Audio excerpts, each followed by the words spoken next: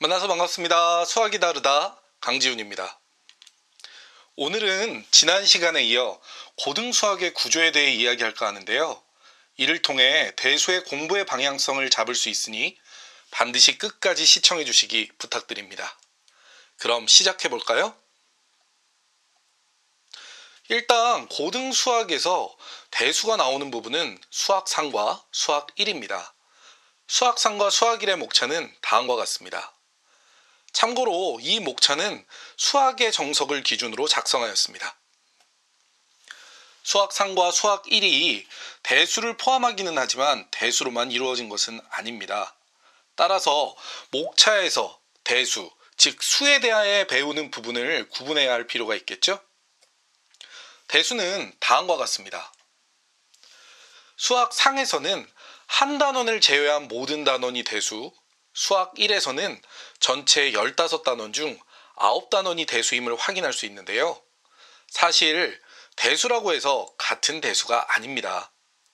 왜냐하면 대수는 처음 배우느냐, 두 번째 배우느냐가 질적으로 완전히 다르기 때문입니다.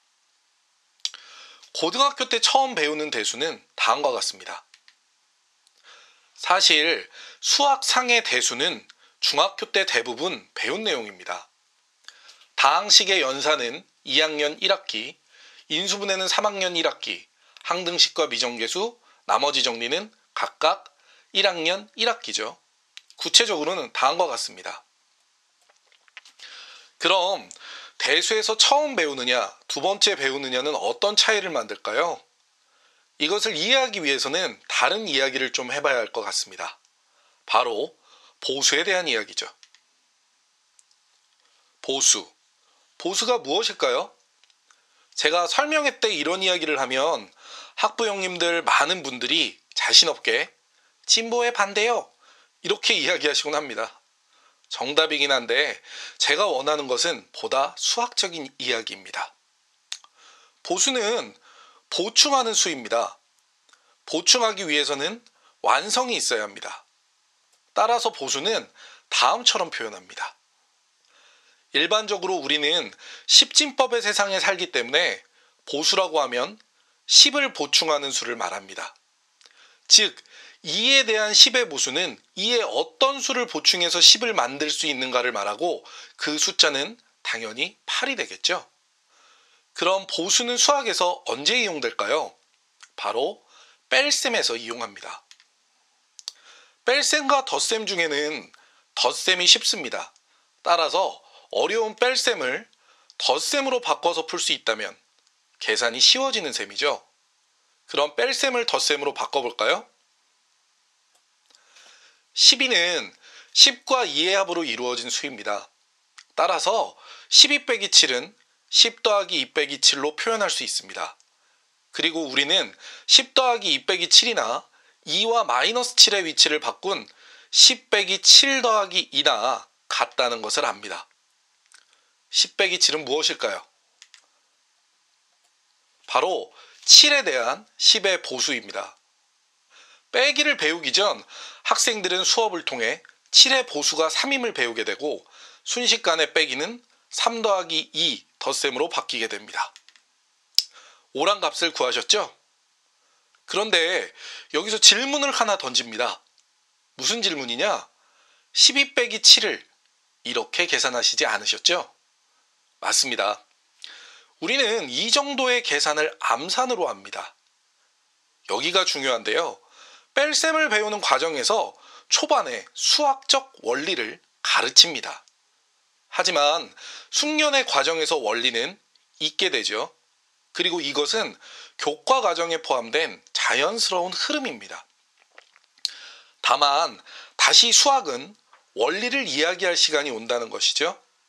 다시 한번 목차를 볼까요? 이제 우리는 이 목차가 다르게 보여야 합니다. 여기에는 처음 배우는 부분은 색으로 구분되어 있죠. 모든 것은 이 구분에 대한 이해부터 시작됩니다.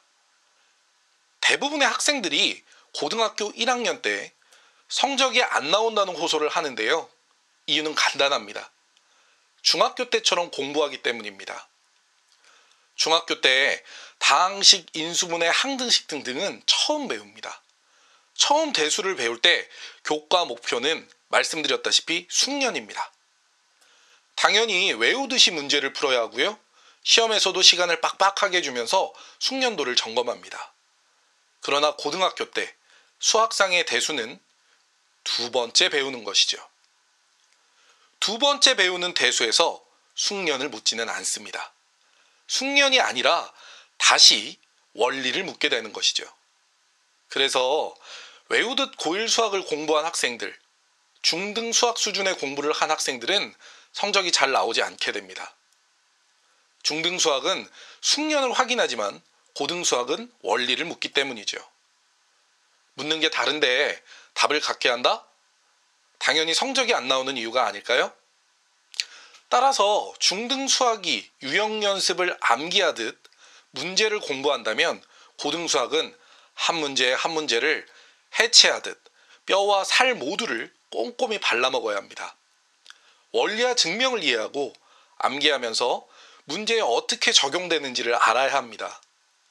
이것은 단순 숙련보다 몇 배로 고된 일이죠. 반대로 수학 1의 대수는 어떤가요? 수학 1의 대수는 말씀드렸다시피 모두 처음 배우는 것이죠. 처음 수를 배울 때 목표는 숙련입니다. 수학 1을 처음 배울 때는 일단 숙련을 목표로 계산을 편히 다룰 수 있는 수준으로 유형 연습을 하고 후에 다시 원리를 꼼꼼히 이해해야 합니다.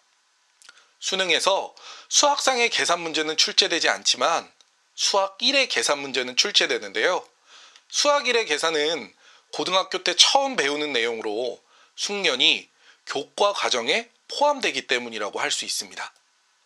또한 이런 이유로 수능에서 계산 문제는 2점, 원리 문제는 3점 내지 4점을 주기도 합니다. 대수에서 원리는 숙련보다 수준 높은 과정이기 때문이죠.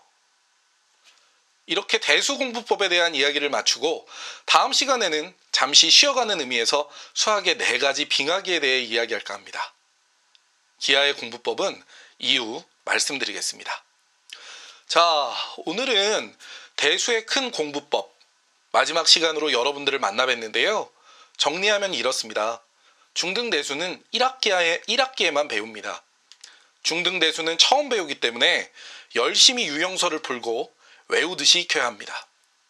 하지만 고1의 대수는 두 번째 배우는 내용으로 원리에 초점을 맞추고 공부해야 합니다. 고2 때 배우는 대수는 역시 처음 배우지만 고등학교 때 숙련과 원리를 다 해야 하므로 처음 배울 때는 유형 연습으로 계산을 능숙하게 하고 두 번째 보면서 원리를 정확히 이해해야 합니다. 여기까지. 감사합니다. 지식이 곧 실력입니다. 지금까지 수다하는 선생님 강지훈이었습니다.